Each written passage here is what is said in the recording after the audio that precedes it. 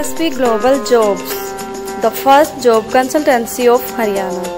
रोजगार दिलाए, बेरोजगारी भगाए।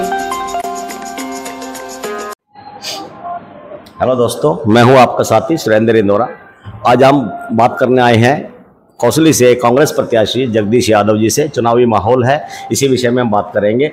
सबसे पहले तो जगदीश जी, आपका स्वागत है हमारे चैनल में। धन्यवाद इंदौरा जी, बहुत बहुत। नेता जी, पहले कई बार आप चुनाव लड़ चुके हैं, एक बार आप मंत्री भी रहे, विधायक बने हैं और काफ़ी एक्सपीरियंस में एक परिपक्व राजनेता आप कहे जा सकते हैं। आपका व्यवहार बहुत अच्छा लोगों में रहा है, सबके बीच में। वर्तमान में आप अपने आप को किस जगह खड़ा पाते हैं चुनाव में, कौशली क्षेत्र से? चुनाव हम जीतने जा रहे हैं, तो इस लोगों में इस बार बहुत विशेष तौर पर बड़ा लगाव है। ये चुनाव बड़ा महत्व का चुनाव है। जनता बदलाव चाहती है और कौशली विधानसभा क्षेत्र के साथियों ने फैसला कर लिया है कि आने वाले इस चुनाव में जगदीश यादव को जिताना है और कांग्रेस की सरकार चौधरी भूपेंद्र सिंह हुड्डा के नेतृत्व में बनानी है। निश्चित रूप से ऐसा सुना जा रहा है, पूरे हवा भी है कि हरियाणा में कांग्रेस की नो डाउट एक लहर है। सभी लोग ये कह रहे हैं भाई अच्छी सीटें इस बार बहुमत से सरकार कांग्रेस बनाएगी। लेकिन अपने यहाँ कांग्रेस के जो नेता हैं, आपके जो साथी टिकट की दौड़ में थे, काफ़ी लोगों कई लोगों ने फॉर्म भरे हैं। मनोज कौशलिया है, राव यादवेंद्र सिंह है, राहुल राव है। टिकट एक को ही मिलनी है। जगदीश यादव जी को पार्टी ने उपयुक्त समझा है और उन्होंने दी है, टिकट दी है। लेकिन वो लोग नाराज हैं, उनसे कितना असर आपको मानते हैं? जैसे अभी मैं कहूँ तो राव इंद्रजीत सिंह ने कहा है कि मैं अपने भाई से भी जो ना आग्रह करूंगा कि वो अपने कार्यकर्ता हमें दे। दूसरा, यादवेंद्र ने भी पंचायत में कह दिया कि भाई मुझे टिकट मिले ना मिले, लेकिन जगदीश यादव को नाम नहीं लिया आपका, बोलो उनको नहीं जिताना। तो इस बारे में क्या कहेंगे? देखो, कोई भी नाराज़ नहीं है, सब साथी हमारे साथ आएंगे और ज़्यादातर तो साथ दे ही रहे हैं। तो एक दो साथी हैं, अगर किसी एक ने नॉमिनेशन कर दिया है तो हम प्रयास करेंगे वो भी हमारे साथ आए, उनका स्वागत करेंगे हम। जी जी। रही बात राव यादवेंद्र जी की और राव इंद्रजीत जी की, देखो उनकी अपनी सोच है और उनका समर्थक एक ही है। तो राव इंद्रजीत का लगा लो, चाहे राव यादवेंद्र का लगा लो, कोई ऐसा अलग आदमी नहीं है कि कोई यादवेंद्र के नए लोग। और वो राव यादवेंद्र के साथ जो लोग गए थे, जो कांग्रेस का आदमी है, वो सब हमारे साथ आ गए। वो उनके साथ कोई भी नहीं रहा है। जो दीपेंद्र हुड्डा जी को जिन्होंने समर्थन दे रखा था, वो सब हमारे साथ। तो इसलिए कोई इसमें कोई जगदीश यादव जी ने दीपेंद्र हुड्डा जी की काफ़ी मदद की और एक अच्छा रिजल्ट भी आया। रिजल्ट ये है, लोग कहते हैं कि 2 वोट से यादवेंद्र जी यहाँ से जीते और अपने दीपेंद्र जी यहाँ से जीते, लेकिन मैं कहता हूँ 75,002 से जीते, क्योंकि 75 की लीड भी खत्म की है। तो उसी का शायद आपको पार्टी ने इनाम भी दिया है टिकट के रूप में। लेकिन बात यही आ रही है कि जो कार्यकर मनोज कौशलिया जी हैं, उनका जो मामला आ रहा है सामने, क्योंकि वो तो यादवेंद्र जी का तो एक अलग इशू हो गया। मनोज कौशलिया जी से कोई बात हुई है किसी प्रकार की?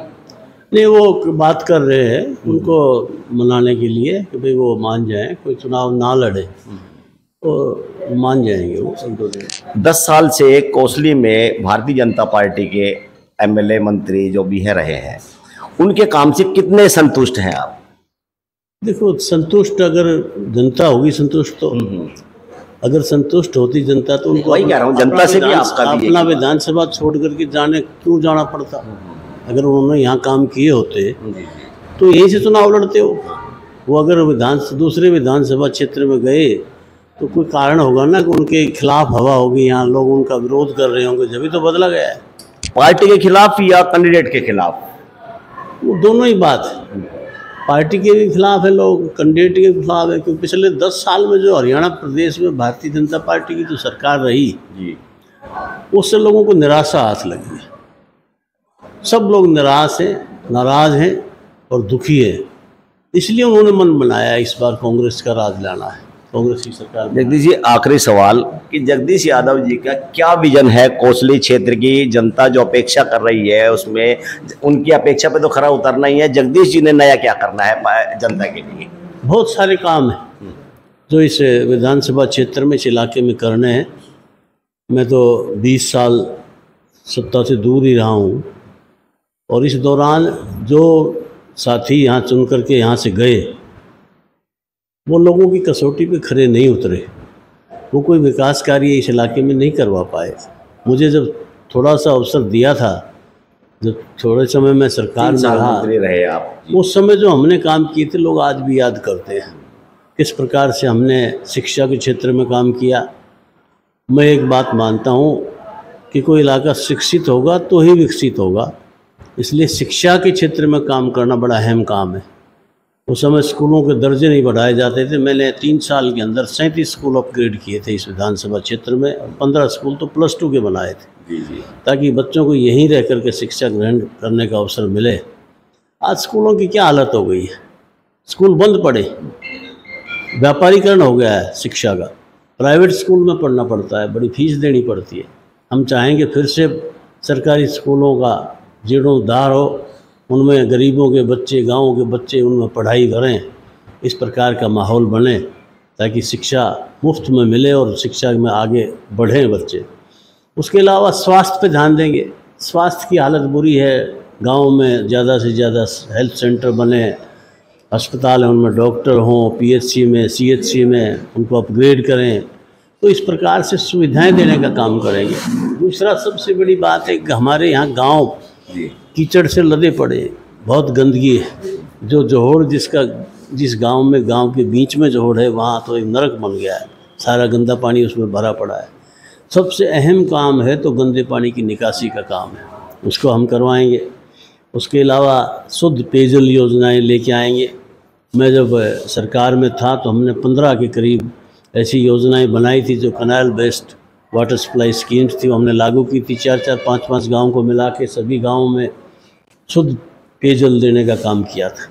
बिजली की जो समस्या उसको ऑगमेंटेशन करेंगे, इनके पावर हाउस को बढ़ाएंगे, उनकी क्षमता को, नए सबस्टेशन बनाएंगे।